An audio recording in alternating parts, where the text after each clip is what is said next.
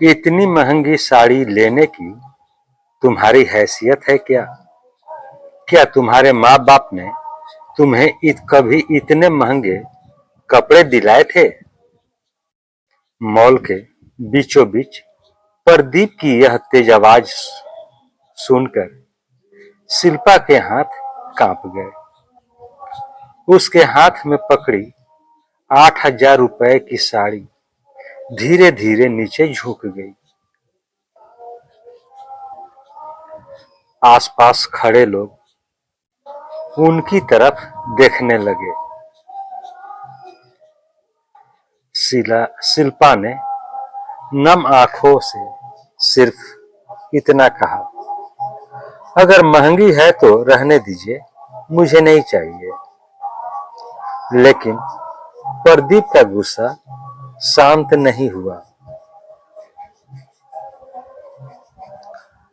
तुम्हारे पापा तो एक छोटी सी फल की दुकान चलाते हैं। उन्होंने जिंदगी में इतने महंगे कपड़े देखे भी होंगे या नहीं?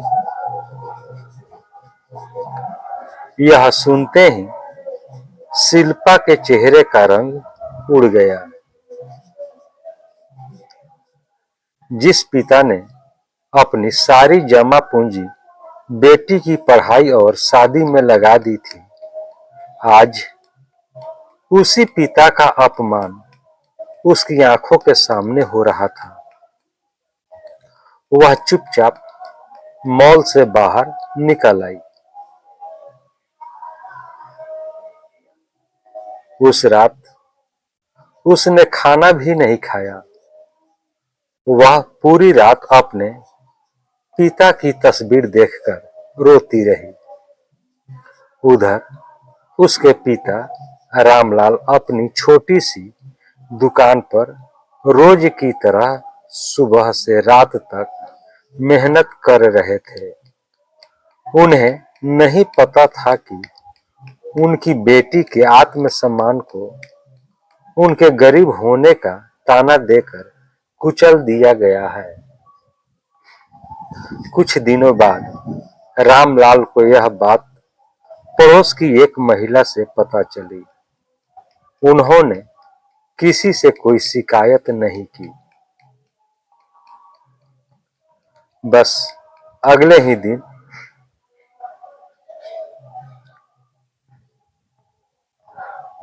अपनी पुरानी गुल्लक तोड़ी, बरसों से जोड़ी हुई बचत निकाली और उसी मॉल में जाकर वही साड़ी खरीद ली। दुकानदार ने पूछा, बाबूजी, किसी की शादी है क्या?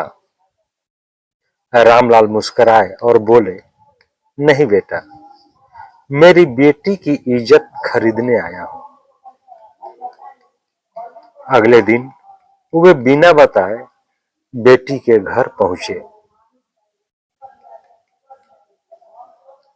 शिल्पा ने दरवाजा खोला तो सामने पिता को देखकर गले लगकर रो पड़ी।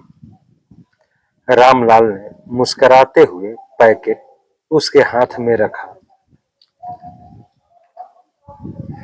बेटा, यह साड़ी पहन लेना, मुझे पता चला कि तुम्हें पसंद थी। शिल्पा ने जैसे ही बिल देखा, उसके पैरों तले जमीन खिसक गई। पापा, आपने इतने पैसे कहां से लाए? रामलाल हंस पड़े। बेटी, बाप गरीब हो सकता है, लेकिन अपनी बेटी के सम्मान से कभी गरीब नहीं होता। इतने में प्रदीप भी बाहर आ गया। उसने जब ससुर की थकी हुई आंखें, फटे हुए जूते और कांपते हुए हाथ देखे तो पहली बार उसे अपने शब्दों का बोझ महसूस हुआ। उसकी नजर झुक गई। वह रामलाल के पैरों में गिर पड़ा। पिताजी, मुझे माफ कर दीजिए। मैंने पैसों के घमंड में इंसान की कीमत ही भूल गया था। रामलाल ने उसे उठाया और कहा, बेटा, पैसा बड़ा नहीं होता, संस्कार बड़े होते हैं। घमंड हमेशा इंसान को छोटा बना देता है। उस दिन प्रदीप ने शिल्पा से भी हाथ जोड़कर माफी मांगी। उसने वादा किया कि आज के बाद कभी किसी इंसान की औकात उसके पैसों से नहीं तौलेगा। शिल्पा ने वही साड़ी पहन ली, लेकिन उस साड़ी की असली कीमत 8,000 रुपए नहीं थी। उसकी असली कीमत थी एक पिता का त्याग, उसका प्यार और उसकी बेटी के सम्मान के लिए बहाया गया पसीना।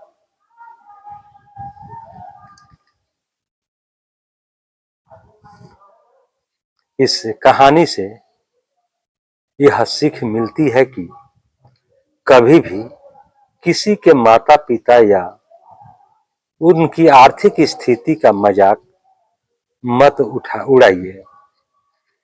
धन का घमंड कुछ समय का होता है, लेकिन अच्छे संस्कार और सम्मान जीवन भर इंसान को बड़ा बनाते हैं। दोस्तों, यह कहानी आपको कैसी लगी? कहानी को लाइक करें, शेयर करें।